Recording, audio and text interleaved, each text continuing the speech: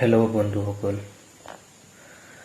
আজি জুবিন দা ডাঙৰীয়াৰ মৃত্যুৰ 22 দিনমান সময় গুচি গ'ল। এতিয়ালৈকে আমি একো আপডেট পোৱা নাই যে SITয়ে কি ইনভেষ্টিগেশ্যন কৰি আছে। এতিয়ালৈকে আমাক জনসাধাৰণক একো জনোৱা নাই। এতিয়ালৈকে আমি একো আপডেট পোৱা নাই।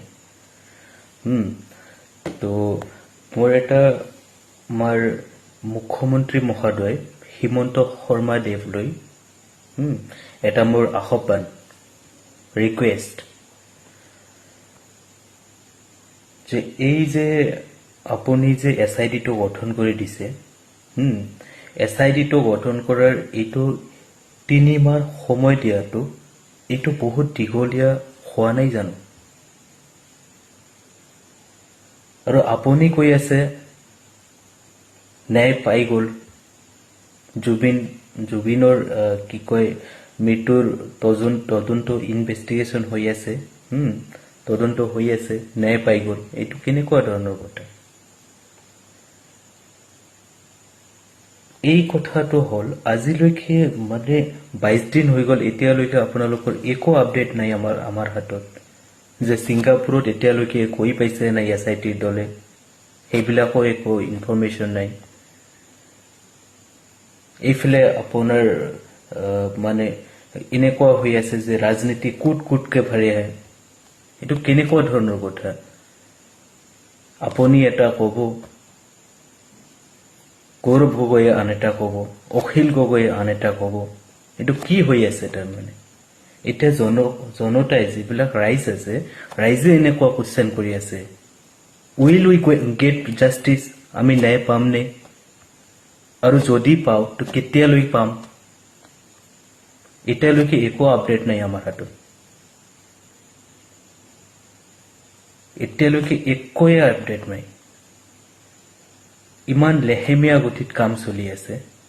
আমাৰ ইনভেষ্টিগেশ্যন SITৰ যিটো হেড বনাই দিছে ৰজি কলিতাক, তেখেতেও আজিলৈকে এটা প্ৰেছ কনফাৰেন্স কৰি যে ক'ব যে ইনভেষ্টিগেশ্যন ইজ গয়িং অন, এতিয়ালৈ ইমানলৈকে আহি পাইছে, এতিয়ালৈকে একো সদৰি কৰা নাই। আমি কেনেকুৱা ধৰণৰ জাষ্টিচ আশা কৰি আছো আৰু কেতিয়া পাম? আপোনালোকে ক্লাৰিফিকেশ্যন দিয়ক। জুবিনৰ যিবিলাক অনুৰাগী আছে, ইহঁতেতো ৰখি আছে ন, #justice for Zubeen, justice for Zubeen, justice for Zubeen. আপোনালোকে ছ'চিয়েল মিডিয়া অন কৰিলেই দেখা পাব জাষ্টিচ ফৰ জুবিন। আৰু এখেতৰ কি এই পলিটিকেল লিডাৰবিলাকৰ কাৰ বোলে কি হৈছে, মিঠাতেল ফ্ৰী কৰিব। এইটো মুদ্দা নেকি আমাৰ এতিয়া বৰ্তমান? Is it correct? আৰু এতিয়া কি কয়, গৌৰৱ গগৈ ডাঙৰীয়া সেইফালে তোমাৰ ৰেলী ওলাইছে, পদযাত্ৰা। এইটো কি হৈ আছে? কি পলিটিক্স চলি আছে? এইটো মোৰ এইবিলাক হ'ল কুৱেশ্যন, প্ৰশ্ন। এই প্ৰশ্নবিলাক অকল মোৰ নহয়, যিমান অনুৰাগী আছে জুবিনদাৰ অসমত, সকলোৰে এই একে ধৰণৰ প্ৰশ্ন। Will we get justice? আমি ন্যায় পামনে? যদি পাওঁ কেতিয়ালৈকে পাম? মই এইটো কোৱা নাই যে আমাৰ জুডিচিয়েল চিষ্টেমৰ ওপৰত আমাৰ বিলিভ নাই, বিশ্বাস নাই। আমাৰ বিশ্বাস আছে, কিন্তু এতিয়ালৈকে আমি একো আপডেট পোৱা নাই। আজি 22 দিন গুচি গ'ল।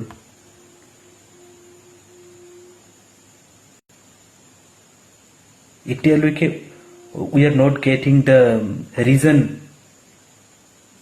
what happened with Jubinda.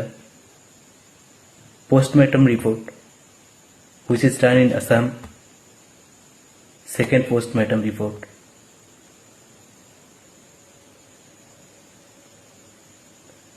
আৰু মই এটা বস্তু চালো যে যেতিয়া পোষ্টমৰ্টম কৰা হ'ল, ৰিপৰ্টটো হ'ল, তেতিয়া মুখ্যমন্ত্ৰী মহোদয়ে আহি ফেচবুক লাইভত আহি কয় যে কোনোবাই যদি চাব বিচাৰে CID কিহত আছে, CID ৰুমত তোমাৰ CID সকলৰ SITৰ লগত আছে, কিন্তু ৰিপৰ্টটো পোষ্টমৰ্টম ৰিপৰ্টটো কোনোবাই যদি চাব বিচাৰে এটা এপ্লিকেশ্যন লিখি দিব দিহানা চাই গুচি আহিব তাৰপিছত মই দেখা পালো ফেচবুকত যে এটা এডভোকেটে গৈছিল তেখেতক চাব দিয়া নাই ইয়াত কি আছে কি ৰহস্য আছে তাৰমানে যদি সিংগাপুৰত যেটো কি আপোনাৰ পোষ্টমৰ্টম ৰিপৰ্ট যদি ৰাজহুৱা কৰিব পাৰিছে অসমতো কিয় নোৱাৰে অসমতো কৰিব পাৰে ওকে ঠিক আছে আপোনালোকে যদি কৈ আছে যে ইনভেষ্টিগেশ্যনত প্ৰবলেম হবতো নালাগে তো যদি কৈ আছে ইনভেষ্টিগেশ্যনত মানে অসুবিধা হ'ব ট্ৰায়ালত যাই অসুবিধা হ'ব যে এইটো ৰাজহুৱা কৰাটো ঠিক নহব কিন্তু কথা হল কি ইনভেষ্টিগেশ্যন কিমান দূৰলৈকে গৈ পাল সেই যে শ্যামকানু সিদ্ধাৰ্থ এই 2-3 জনৰ বাহিৰে আপোনালোকে আৰু বেলেগ কাক এৰেষ্ট কৰিছে ইয়াততো বহুত মানুহ আছিল we have seen in different videos ইয়াতত বহুত মানুহ আছিল তো বাকি বিলাক কি হল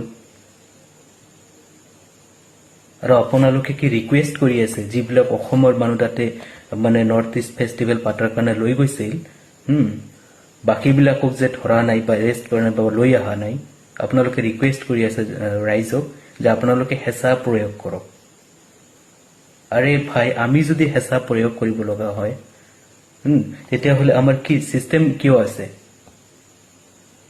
আমি মুখ্যমন্ত্ৰী কিয় পাতিছো বনাইছো এসআইটি কিয় বনোৱা হল আৰু এটা কথা হল যিটো কান্ট্ৰীত যাই জুবিনদাৰ মৃত্যু হৈছে হিটো কান্ট্ৰীৰ লগত আমাৰ মানে মিত্ৰ সম্পৰ্ক আমাৰ ৰিলেশনশিপ ভাল তো আমি এতিয়া কি কৰিব পাৰো যে ইহতৰ লগত আমি মিউচুৱেল কি কৰিব পাৰো এটা মিটিং কৰিব পাৰো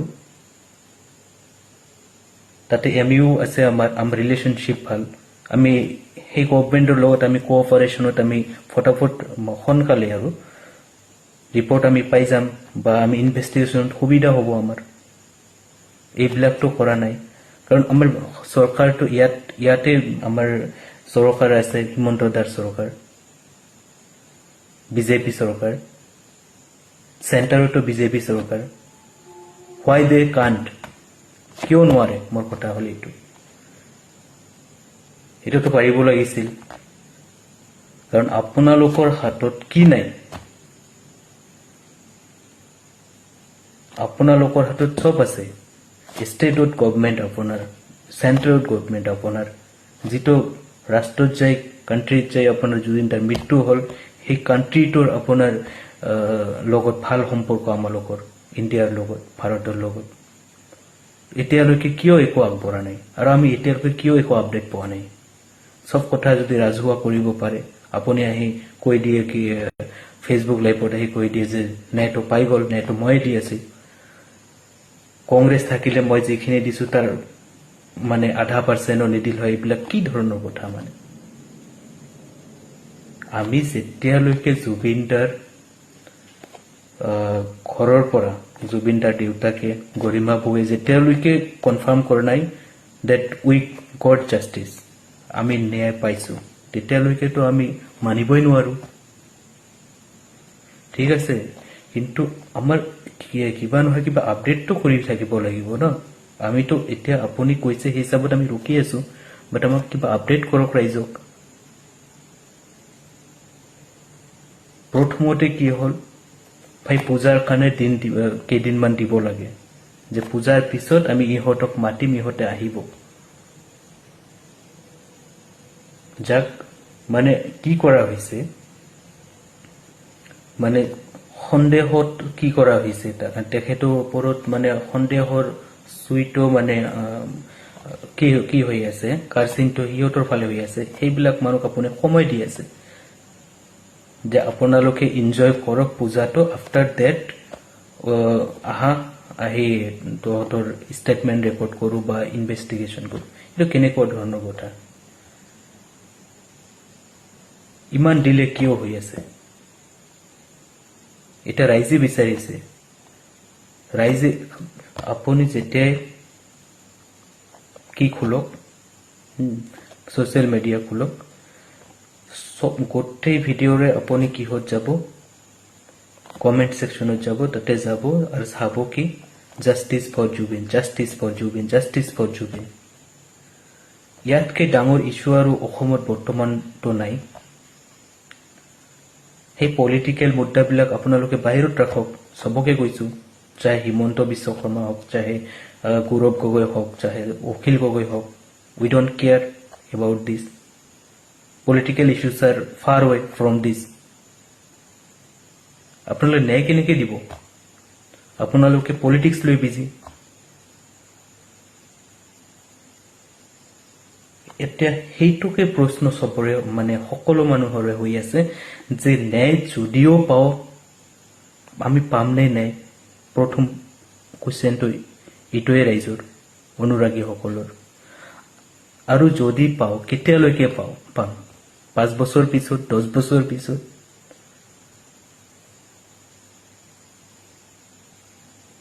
এটো চাওক এটোটো ক্ৰাইমটো হৈছে এটো ক্ৰিমিনেল নেগলিজেন্সে হৈছে কাৰণ মানুহজন যদি আপোনাৰ কি আছিলে পানী আৰু জুইৰ পৰা দূৰত থাকিবলৈ ডক্টৰে আপোনাৰ কি কৰিছিলে এডভাইস কৰিছিলে তো সেই কিহতো সেইখিনি সময়তো এই যে পাখণ্ড কেইটা কেনেকৈ তেখেতক লৈ গ'ল পানীত ইয়তত লৈ গ'ল সাগৰত নমাই দিল this is totally criminal negligence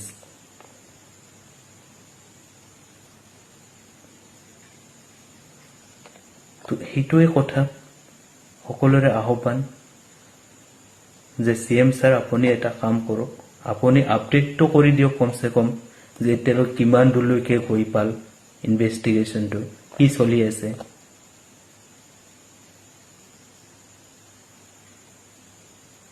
সব জুবিন দাতকে ইম্পৰ্টেণ্ট আৰু ইস্যু বৰ্তমান এইটো মুহূৰ্তত অসমত নাই আপুনি যিমানে নকক তেল ফ্ৰী কৰি দিম ইটো কৰি দিম সিটো কৰি দিম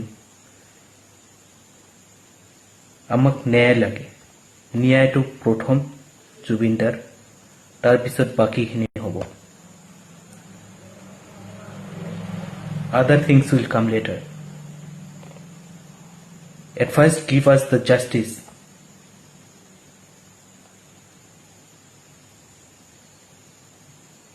জয় আই অসম জয় জুবিন দা